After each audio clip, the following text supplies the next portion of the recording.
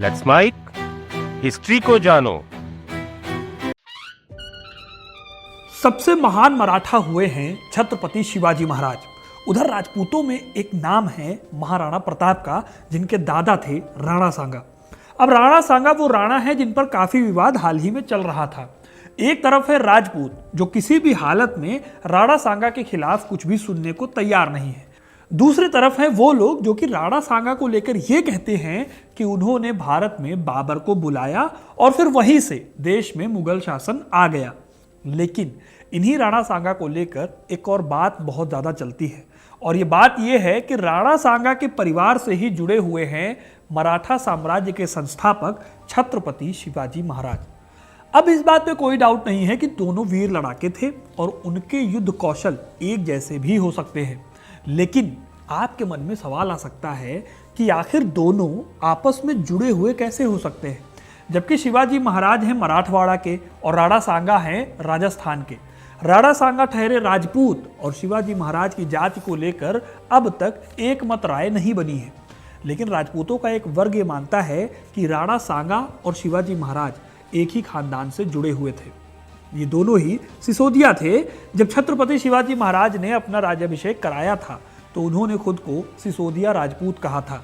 यही वजह है कि कई लोग मानते हैं कि शिवाजी महाराज सिसोदिया राजपूत वंश से जुड़े हुए थे। हालांकि कई लोग इस दावे को सच भी नहीं मानते। उनका मानना है कि शिवाजी का संबंध सिसोदियाओं से नहीं बल्कि महाराष्ट्र की क्षत्रिय जाति से जुड़ा हुआ है। अब सच क्या है? क्या सचमुच शिवाजी महाराज सिसोदिया थे या फिर उन्होंने किसी और वजह से अपने आप को सिसोदिया कहा? आखिर ये पूरी कहानी क्या है जिससे शिवाजी महाराज और राणा सांगा आपस में जुड़े हुए हैं? आज के इस वीडियो में यही जानने की कोशिश करेंगे, तो वीडियो को इन तक जरूर देखिएगा, क्योंकि अपना इतिहास नहीं जानोगे तो खुद को कैसे पहचानोगे। शिवाजी महाराज के कुल को लेकर कई कहानियां हैं। सिसोदिया राजपूतों से उनकी जड़ें 14वीं सदी से जाकर जुड़ती हैं। कई राजपूत इस थ्योरी में यकीन करते हैं कि शिवाजी महाराज का परिवार असल में राजस्थान से निकलकर दक्कन के पठार की तरफ चला गया था। इस तरह से राजपूतों की ही एक शाखा दक्कन में मौजूद थी जो मुगलों से लोहा ले रही थी। इन सभी बातों को सुनकर बस एक ही सवाल आना चाहिए। सवाल ये कि अगर शिवाजी महाराज सच में महाराणा प्रताप और राणा सांगा के खानदान से जुड़े थे तो उनके पूर्वजों ने इस बात का दावा क्यों नहीं किया? शिवाजी महाराज ने कब खुद को राजपूत कहा? इसके लिए हमें जाना होगा उस साल में जब शिवाजी महाराज असल में छत्रपति शिवाजी महाराज बने थे। 6 जून 1674 ये वो दिन था जब शिवाजी महाराज का राज तिलक हुआ। इस राज तिलक के बाद उन्हें छत्रपति की उपाधि तो मिली ही साथ उन्हें शककर्ता और क्षत्रिय कुलवंत की उपाधियां भी दी गई। हालांकि ये बात बस एक वाक्य में खत्म करने वाली बात नहीं है, क्योंकि शिवाजी महाराज को छत्रपति बनाने के रास्ते में कई अलग अलग विरोधों का सामना करना पड़ा था। उनका राज्याभिषेक एक साल पहले साल 1673 में ही हो सकता था, लेकिन उनके दरबार में कई रूढ़िवादी ब्राह्मणों ने उनका राज्याभिषेक करने से मना कर दिया था। इसके पीछे की वजह भी साफ थी। दरअसल शिवाजी महाराज महान लड़ाके थे। उनका परिवार लंबे अरसे से युद्ध में जाता रहा था। उनके दादा भोसले और पिता शाहजी भोसले काफ़ी अच्छे मिलिट्री कमांडर माने जाते थे। खुद शिवाजी महाराज ने अपने राज तिलक से काफ़ी पहले से ही मुगलों के साथ संघर्ष शुरू कर दिया था। लेकिन इन सब के बावजूद शिवाजी महाराज के दरबार में बैठे कई ब्राह्मणों ने उन्हें क्षत्रिय नहीं माना। क्षत्रिय न होने के चलते उनका राज तिलक करने से इनकार कर दिया गया। ब्राह्मणों के हिसाब से शिवाजी खेती करने वाले गांवों के मुखिया परिवार से थे, इसलिए वो क्षत्रिय नहीं थे बल्कि मराठा थे। भवन सिंह राणा ने भी अपनी किताब छत्रपति शिवाजी में उनके राज्याभिषेक से जुड़ी हुई कहानी को बताया है। भवन सिंह लिखते हैं कि 1674 से पहले शिवाजी सिर्फ एक स्वतंत्र शासक थे। उनका राज्याभिषेक नहीं हुआ था और आधिकारिक तौर पर वो साम्राज्य के शासक नहीं थे। छत्रपति शिवाजी ने कई लड़ाइयां जीती थी, लेकिन तब तक बतौर राजा उन्हें एक्सेप्ट नहीं किया गया था। इसीलिए जब शिवाजी महाराज को यह पता चला कि उनको राज्याभिषेक करने के लिए ब्राह्मणों ने मना कर दिया तो उन्होंने इसका उपाय निकाला। शिवाजी महाराज ने अपने परिवार के बारे में जब खोजना शुरू किया तो उन्हें बनारस में रह रहे एक मराठी ब्राह्मण गागा भट्ट से मदद मिली। गागा भट्ट उनका राज तिलक करने के लिए मान गए और गागा भट्ट ने ही दूसरे ब्राह्मणों के विरोध को भी शांत करने का काम किया। गागा भट्ट ने दावा किया कि शिवाजी महाराज असल में कोई और नहीं बल्कि राजस्थान के मेवाड़ में रहने वाले सिसोदिया राजपूतों से जुड़े हुए हैं। उन्होंने एक वंशावली का हवाला दिया जिसके आधार पर शिवाजी महाराज सिसोदिया राजपूतों की 23वीं पीढ़ी के वंशज थे। हालांकि कुछ लोग इसमें 19 पीढ़ियों की बात करते हैं। फिर इसी वंशावली के आधार पर कहा गया कि छत्रपति शिवाजी महाराज असल में बेहद पुराने राजपूताना से जुड़े हुए हैं। लेकिन ये पूरी कहानी है क्या? आखिर कौन सा वो राजपूत था जो दक्कन में आ गया था, और ये पूरी कहानी क्या सच है या फिर नहीं? देखिए, तराइन की जब लड़ाई हुई थी यानी 1192 के आसपास, तब राजपूताना में एक राजा थे। इनका नाम था छेम सिंह। छेम सिंह रावल थे और इनके भाई थे राहप जो कि सामंत थे। राहप छेम सिंह के सामंत थे। दोनों ही राजपूतों का परिवार कई पीढ़ियों से मेवाड़ पर राज करता आ रहा था। इस बीच आती है 14वीं सदी और साल आता है 1303। यह वो साल था जब अलाउद्दीन खिलजी ने मेवाड़ पर हमला किया था। तब मेवाड़ के रावल यानी राणा थे रतन सिंह, और उनके भाई जो कि उनके सामंत थे वो थे लक्ष्मण सिंह। लक्ष्मण सिंह और रतन सिंह दोनों ने अपने परिवार सहित लड़ाई लड़ी अलाउद्दीन खिलजी के खिलाफ, और इस युद्ध में दोनों यानी कि रावल और लक्ष्मण सिंह का परिवार खत्म हो गया। लक्ष्मण सिंह के 7 बेटों में से एक बेटा बच गया था जिसका नाम था अजय सिंह। अब दोस्तों, पहले यह तय किया गया था कि लक्ष्मण सिंह के बाद उनके सबसे बड़े बेटे अरी सिंह अगले सामंत बनेंगे, लेकिन क्योंकि अरी सिंह अब जीवित नहीं थे और उनकी कोई संतान नहीं थी, इसलिए सामंत बनते हैं अजय सिंह जो उस युद्ध में बच गए थे। हालांकि यहाँ पर एक ट्विस्ट है। अरी सिंह की एक और पत्नी थी जिनके बारे में अजय सिंह के अलावा किसी और को पता नहीं था। अरी सिंह की इन्हीं पत्नी से उन्हें एक पुत्र भी हुआ था जिनका नाम था हम्मीर सिंह। जब हम्मीर सिंह थोड़े बड़े हुए तो उनकी काबिलियत देखकर अजय सिंह ने अपने भाई का सिंहासन उनके लिए छोड़ दिया और हम्मीर देव को राणा बना दिया। उनके ऐसा करने से खुद उनके परिवार में कलह हो गई। अजय सिंह के एक बेटे थे जिनका नाम था सज्जन सिंह। सज्जन सिंह इस काम से नाराज हो गए और उन्होंने राजस्थान छोड़ दिया। राजस्थान छोड़कर वो दक्कन की ओर चले गए। यहाँ उन्होंने रहना शुरू कर दिया। इन्हीं सज्जन सिंह की 5वीं पीढ़ी उग्रसेन नाम के व्यक्ति को जन्म देती है जिनके 2 बेटे थे, कर्ण सिंह और शुभकरण। माना जाता है कि शुभकरण ने ही मराठों में भोसले वंश की स्थापना की। इनके वंशज भोसले कहलाए और इनकी ही 11वीं पीढ़ी के वंशज थे खुद छत्रपति शिवाजी महाराज। इस तरह से सिसोदिया राजपूतों की एक शाखा फल फूल रही थी मेवाड़ में, जिसमें राणा सांगा, राणा उदय सिंह, महाराणा प्रताप और उनके बेटे महाराणा अमर सिंह थे। तो दूसरी शाखा दक्कन में थी जिसमें उग्रसेन से लेकर बालाजी भोसले, मलोजी भोसले और आगे चलकर शाहजी भोसले और फाइनली छत्रपति शिवाजी महाराज आए। इस कहानी को सपोर्ट कई मराठी ग्रंथों में किया गया है। शिवाजी की मराठी जीवनी यानी चिटनीस बखर में उनको राजपूतों से जोड़ा गया। इसी तरह से 17वीं सदी के आखिर की किताब सभासद बाखर में भी मराठों की राजपूत उत्पत्ति की बात कही गई है।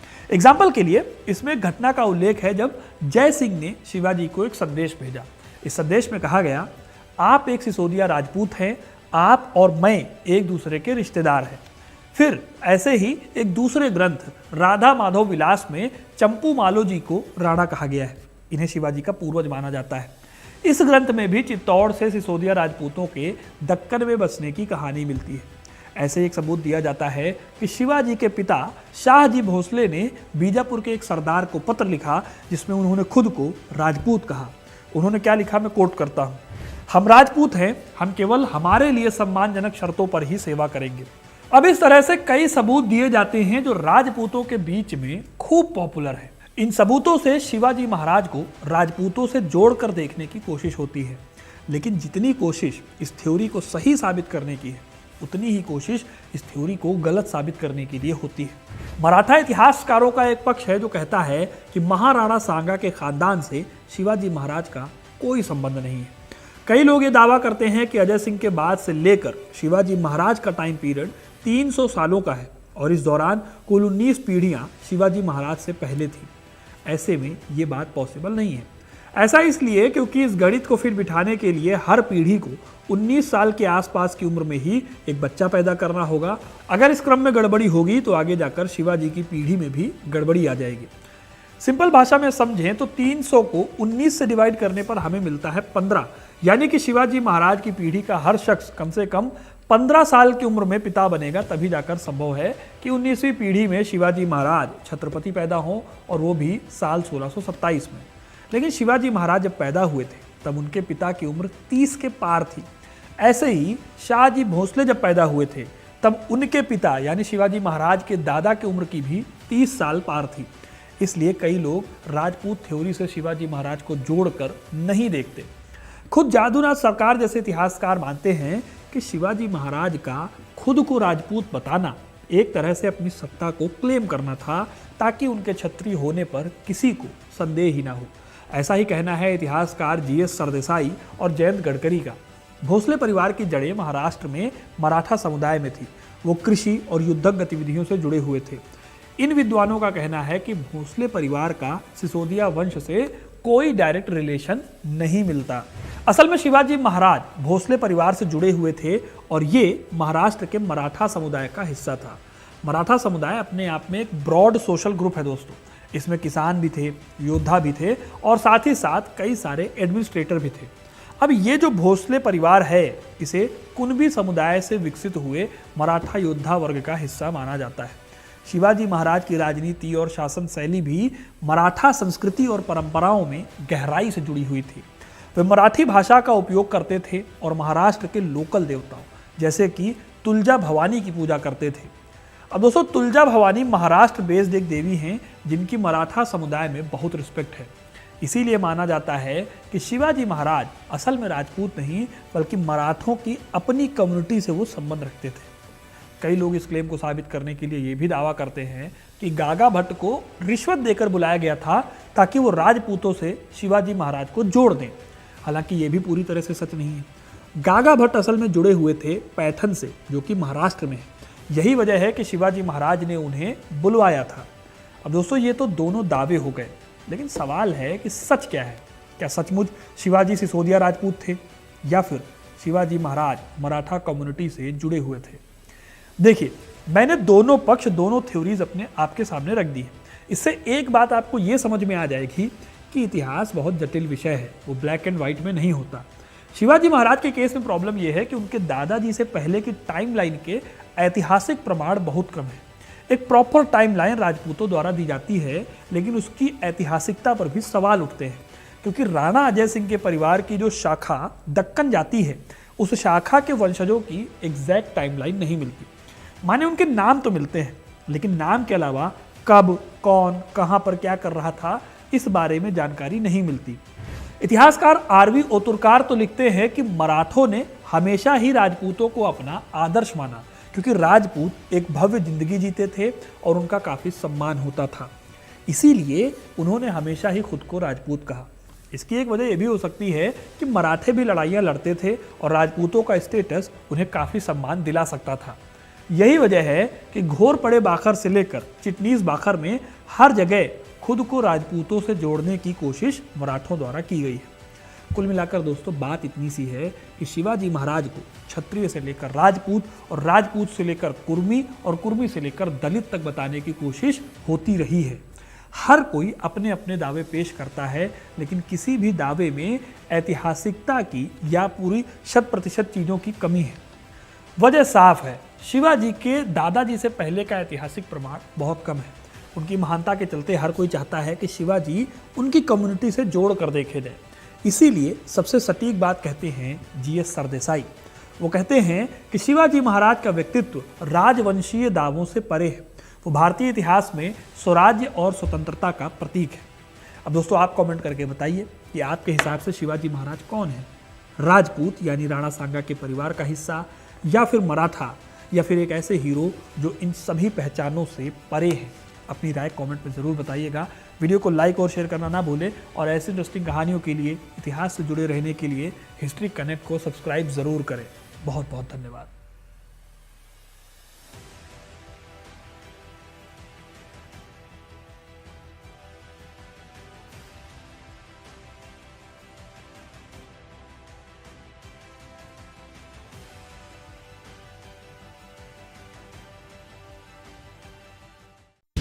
आप सुन रहे थे let's mind more than radio. Follow कीजिए हमें हमारे सोशल मीडिया प्लेटफॉर्म्स पर।